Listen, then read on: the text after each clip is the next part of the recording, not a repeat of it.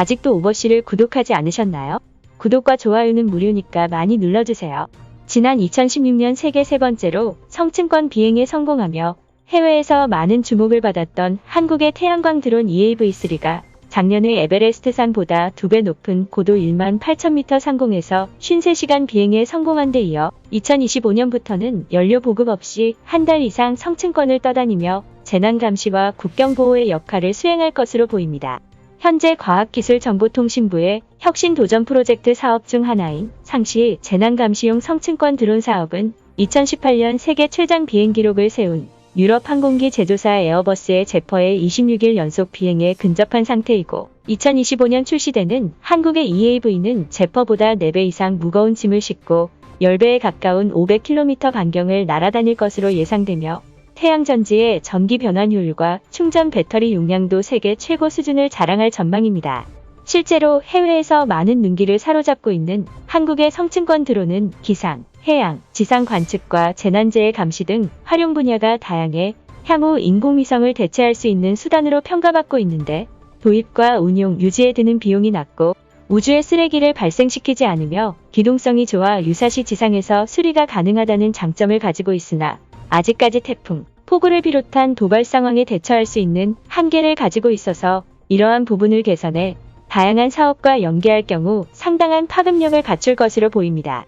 한국의 경우 드론 사업과 우주과학 분야에 있어서 상대적 후발주자로 출발했지만 유엔 산하기구인 세계지식재산기구가 지난 20일 발표한 글로벌 혁신지수에서 132개국 가운데 세계 5위를 차지할 만큼 특허 기술과 인구 대비 국방과학의 연구 분야에 압도적인 성장을 자랑하고 있고 아시아 랭킹만 놓고 봤을 때는 싱가폴, 중국, 일본보다 훨씬 더 높은 혁신 최강국으로 평가받으며 과거 2012년 21위에서 10년 만에 5위까지 도달한 것으로 나타났는데 이러한 성장은 코로나 등의 어려운 상황 속에서도 위기를 극복하기 위한 국민들의 노력이 있었기 때문에 가능한 결과였다고 볼 수 있습니다.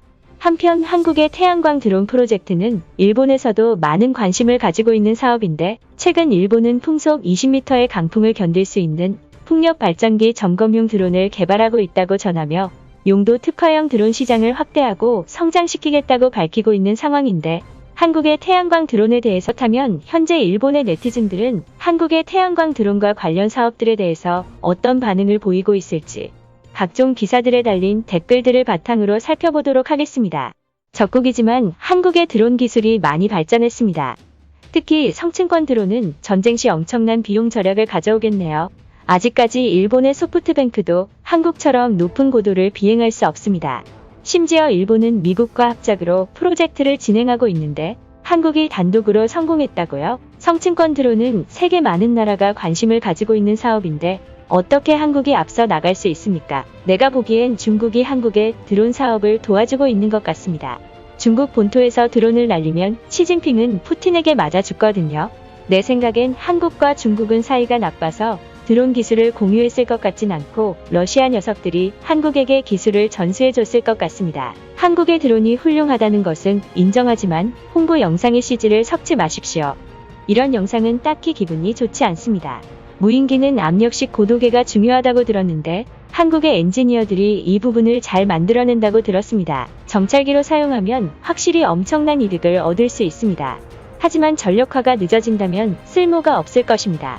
일단 한국에서 태양광 드론이 상용화되려면 북한의 허락을 받아야 합니다. 결국 평양을 촬영하겠다는 거잖아요. 한국은 마음에 들지 않지만 한국의 기술자들은 멋지다고 생각합니다.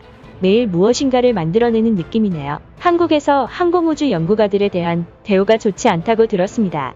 일본에서는 엔지니어가 최고 대우를 받지만 한국은 그들을 무시하거든요. 성층권도 야간이 있으니 장시간 비행을 위해서는 수소전력과 같은 보조수단이 필요할 것입니다.